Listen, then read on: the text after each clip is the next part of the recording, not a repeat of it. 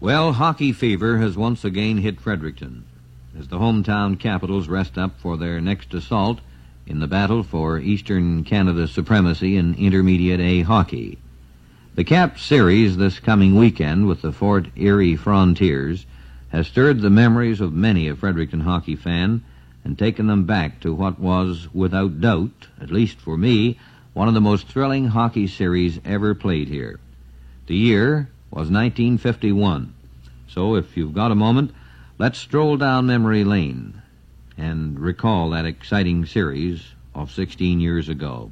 Now, this I'm taking from memory. If I leave out a name or an event, I hope you'll bear with me. As today, the Caps were the Maritime Intermediate A champs, and their opponents at that time were the Noranda Copper Kings from Noranda, Quebec. It was to be a best 2 out of 3 series, with all games to be played in Fredericton's York Arena. Now, one's memory can play tricks, and mine is no exception, but this is how I remember it. The most exciting series I ever broadcast in my 16 years of play-by-play behind the mic. Let's look at the Noranda Copper Kings. They were a good hockey team. They had to be the Quebec provincial winners. When they arrived in town, people had already heard numerous rumors about the players. Some said that they were paid players for the most part, that the mines there at Noranda had brought in many of these players, that they would push the Fredericton Capitals aside in straight games 1 and 2. That's all there would be to it. Well, when you meet a team from Quebec, you know that they're going to be good skaters. These fellows were good skaters. They lived up to their advanced billing.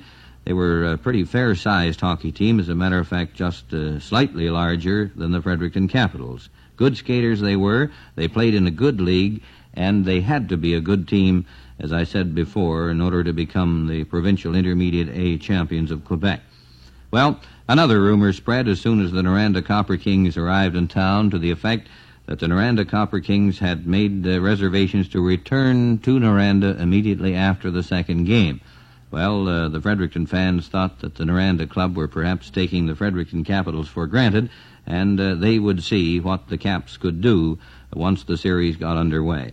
Well, excitement was running high. The York Arena hadn't been in existence for too long a time. The seats had not been painted and numbered at that stage, and all seats, therefore, were rush. Well, the first game found a crowded York Arena, and I suppose long about 3 o'clock in the afternoon, the queue formed up for tickets for the opening game of the Noranda Copper Kings Fredericton Capitals series. And they had a good crowd. As many as could be seated and as many as could stand witnessed that opening game. Well, just before we get to the games in the series, let's look at the Caps of 1951.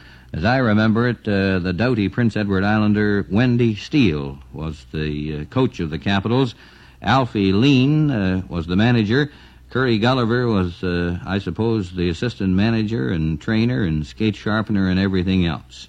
Well, in goal, Punchy Walker was the number 1 man. Punchy had just recently completed playing for the University of New Brunswick. His backup man was Arnold Dixon, or Arnie Dixon, as he was better known. On defense, the Caps had Dale Wade, Kenny Gordon, Dick Yeomans, and Bun McClenahan. Up front, Rolly Rickard, Boyd McTavish, the 2 Sewell boys, Neil and Doug, Laurie Menzies, Jim Pike, Red Leachman, Wild Bill Malone, Timmy Bliss, and Ralphie McIntyre. And I hope that this pretty well covers the roster of players for the 1951 Caps. They were a good hockey team, and as most people can recall, who can recall at least the year 1951, some of these boys were better than average as hockey players go. So the night arrived for the opening game of the Noranda Copper Kings Fredericton Capitals series, and what a game it turned out to be. The score in the game was Noranda 5, the Fredericton Capitals 4, but from that point on, at least from the opening period on, the Noranda Copper Kings were not taking the Fredericton Capitals for granted. They may have had that idea in mind when they arrived in Fredericton, but after the first period of play, they knew that they were up against a pretty fair hockey team. Well, when the Caps skated out on the ice, Arnie Dixon appeared in goal. Now, Arnie was the sub-goalie for the Fredericton Capitals club of that year, and one of the rare examples of poor sportsmanship by Fredericton fans was evidenced, and I recall this very vividly. They gave Arnie a round of booze, The regular goaltender, Punchy Walker, was sick. He had the flu or some mild form of stomach complaint. He couldn't make the opening game, and the fans showed their disappointment by booing the alternate goalie, Arnie Dixon, as he came on the ice. But believe you me, before the game was over, they stood and cheered him to the rafters as time after time he came through with big saves to keep the Fredericton Capitals in the game, and he made a real hockey game of it.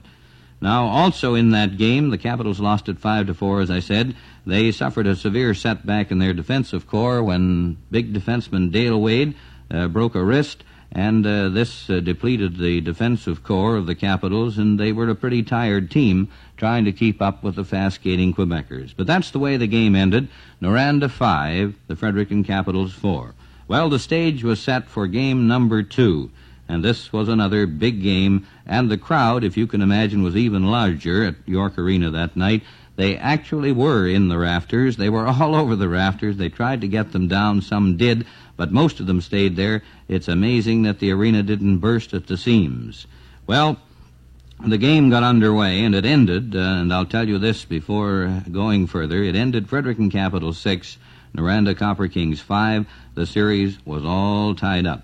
Now, at the end of regulation time in that game, the score was Noranda 5, Fredericton Capitals 5. And the Capitals, again, had a pretty difficult time.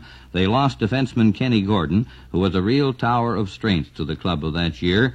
He received a very bad gash in the thigh. He had a Charlie horse along with it. He was in pretty poor shape, but they managed to stitch him up. He did come back and play a while and then retired.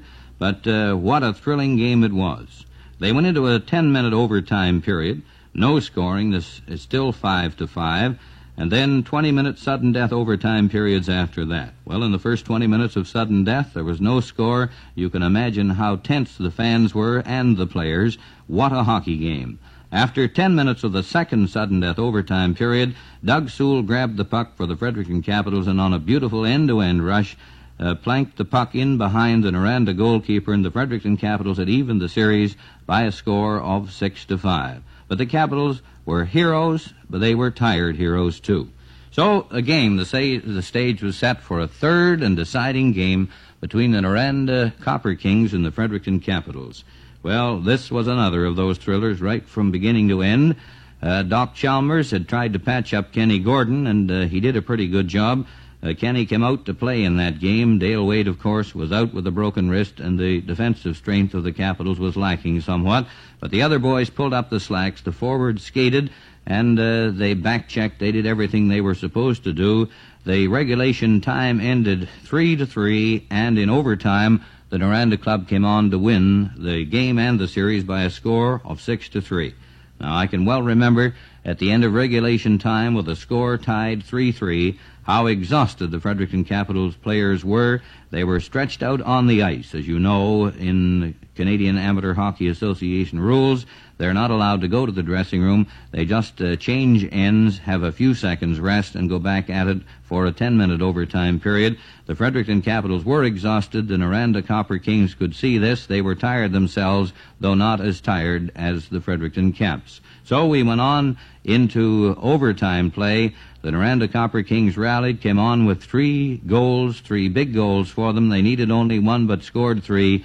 They won the game 6-3, and they won the series by 2-1. So it was an exciting series right from beginning to end. Now, the Fredericton Capitals of that day have remembered it perhaps as the greatest series in which they ever played. And many hockey fans, including myself, also remember it that way as one of the most exciting hockey series ever played in Fredericton, and I think perhaps the most exciting series ever played in York Arena.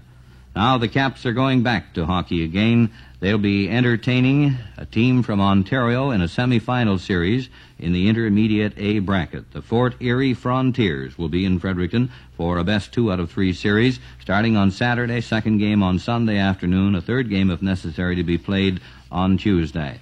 I'm going to go out on a limb here and say the Fredericton Capitals will win this series and that they will go on for the Eastern Canada Finals against the Ottawa Valley Quebec winners, and that, too, will be an exciting series. So a trip down memory lane and the Eastern Canada semifinals of 1951 between the Noranda Copper Kings and the Fredericton Capitals.